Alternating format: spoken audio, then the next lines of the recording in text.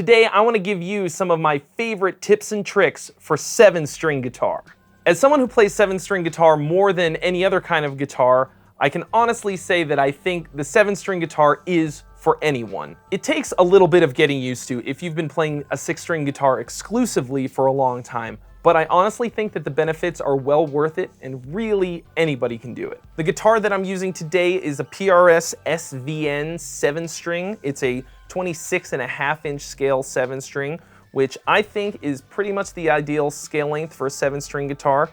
Obviously it looks real pretty and it is real sick. You're gonna hear it a little bit today. So first of all, what is the deal with the 7-string guitar? Aside from it just being one other string, how is it different? Where does the other string go? Is it a high string? Is it a low string? The 7-string guitar, generally, I would say 99% of the time, adds a low string. In standard tuning, it's tuned B, E, A, D, G, B, E. So if you're used to playing a 6-string guitar in standard tuning, it's just that plus a string a fourth below the lowest E string to this B.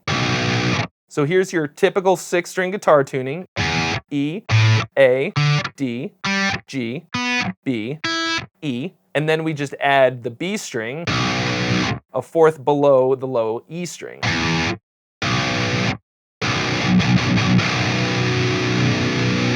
There's a lot of debate and a lot of YouTube videos made about whether lower equals heavier.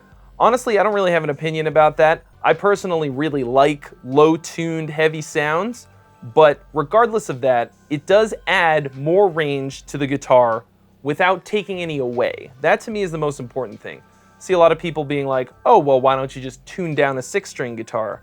And the reason is that when you do that, you lose high range. However low you tune it, that's how much high range you're losing. But if you add an extra string, you add 5 extra notes in standard tuning. Previously, on a 6-string in standard tuning, our lowest note on the guitar was this E. But now we've added an E flat, a D, D flat, C, and also a B.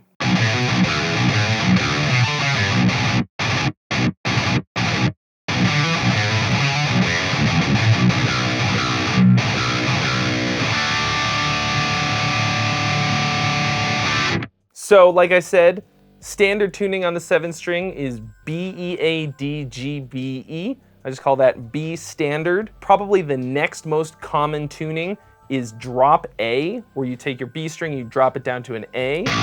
So that allows you to do 1-finger power chords, kind of like in drop D on the 6-string.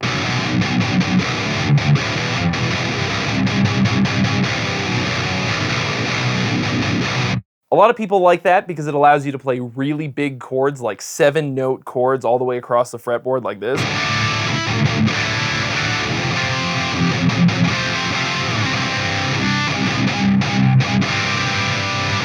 A lot of people use variations on drop A. For example, if you tune it down a half step from drop A, then you're in drop A flat, which Periphery uses a lot on their 7-string guitars. Born of Osiris uses a drop G tuning, which is even a half step lower than that.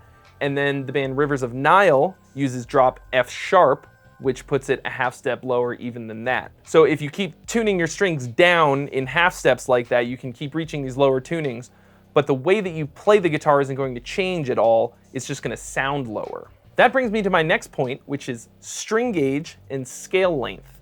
These two things are inextricably intertwined and are very important to understand, especially on the 7-string guitar. Not quite as important as on an 8-string guitar, but still very important. If you've ever tried to tune your guitar down really low, then you've encountered this problem where the strings get too floppy. And the reason for that is that the guitar neck isn't long enough to accommodate the string gauge that you have on there. Scale length is just the distance from the nut to the middle of the 12th fret times 2. And what that gives you is pretty much the length of the string from the nut to the bridge, with a little bit of variation for intonation at the bridge. The reason that this starts to become really important is because when you start to get these low notes like a B, like an A, like a low G, if your scale length isn't long enough, you have to really increase the thickness of the string in order to keep it from getting too floppy at the pitch that you want it. So this is why string gauge and scale length are so connected. If your scale length isn't long enough, you're really gonna have to up the string gauge to compensate, and then you start to get into like really thick strings that are sort of uncomfortable to play and or aren't gonna sound that great. So when it comes to 7-string guitars, I personally think that the absolute shortest scale length that you should go for is 25.5. I have several 25.5-inch 7 strings, and I tune them down a whole step, and I just up the string gauge a bit, and it seems to work out just fine. Really, it's better than that for it to be longer. For example, this PRS SVN 7-string is 26.5 inches, and to me, that's kind of the perfect scale length for a 7-string guitar, because once you start to get bigger than that, the high strings start to get too stiff. The string tension starts to become too high, because as that scale length gets longer, all the strings are becoming tighter and more tense and a little stiffer to play, which is really good for those low strings that would have been too floppy, but starts to get kind of uncomfortable on the higher strings that were already a pretty good tension. Multi-scale guitars are always a great option. That means that the low string is longer than the high string, and there's like a fan. They're also called fan frets. Those are cool, definitely worth looking into.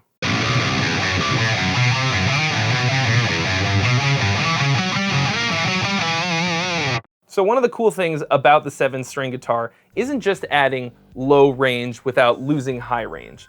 What you're really doing that I like the best is that you're adding range across the neck. Not only have we added, like I said, 5 low notes to the guitar, we've added 4 notes in every position on the entire neck. So like previously on a 6-string guitar,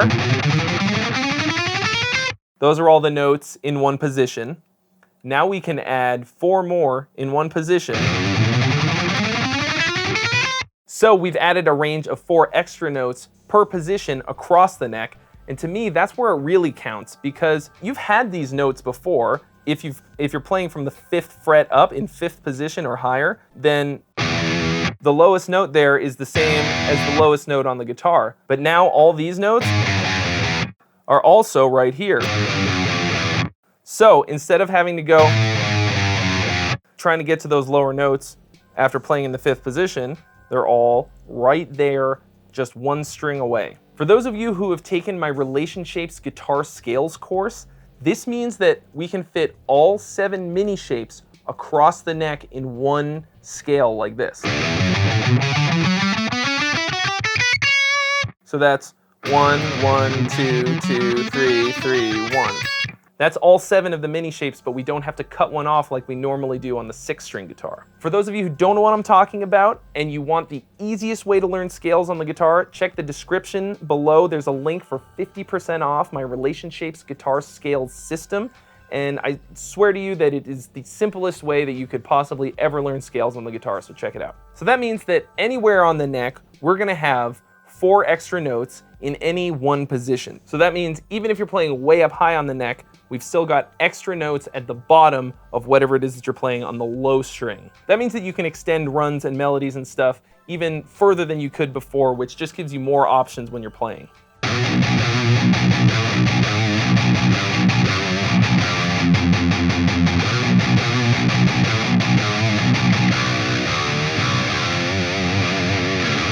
One thing that took me a long time to get used to on the 7-string guitar was changing up my muting technique. Part of it is just your right hand palm muting. I think this was probably the quickest part for me to get, but still gives me a little bit of trouble now and again. When you're palm muting on a 6-string guitar, you can have your hand back pretty far and it just sounds really juicy and chunky. And if you go too far this way, of course, it starts to sound pretty choked off. But you can kind of rest your hand right where the strings meet the bridge and get a really nice chunky palm mute. On the 7th string, if you do that, it's kind of too open. So you have to sort of adjust and move your palm just a little bit up the string to get a nice tight palm muting sound like you're used to on a 6-string guitar. So here's what it sounds like if I take my 6th string palm muting and I move it to the 7th string without changing it up like I should. So it's sort of too ringy, right? But if I scoot it up just a tiny bit,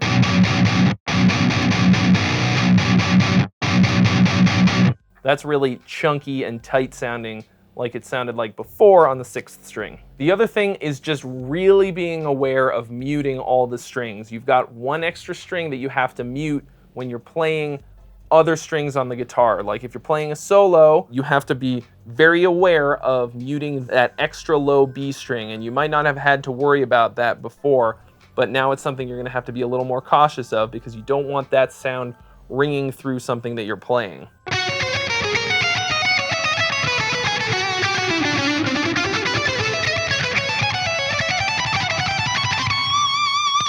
So in order to keep that kind of thing really super clean, I'm just being very conscious of keeping my palm really pushing down on these last 4 strings especially to make sure I'm not getting any ringing. So this isn't something that's necessarily exclusive to the 7-string guitar, but I think that it is worse on the 7-string guitar on the 6th string, not as bad as on the 8th string, but because I think a lot of people who play 7-string guitar tend to play kind of more technical music with a lot of stops and starts, play tighter stuff, progressive metal. The little bits of string behind the nut, between the nut and the tuners, are going to ring out due to something called sympathetic vibration when you're playing no matter what. And that's a sound that gets picked up in the guitar pickups. Unless you have a super extra long extra finger that can just mute this all the time, it's just gonna be sort of ringing through everything that you're playing.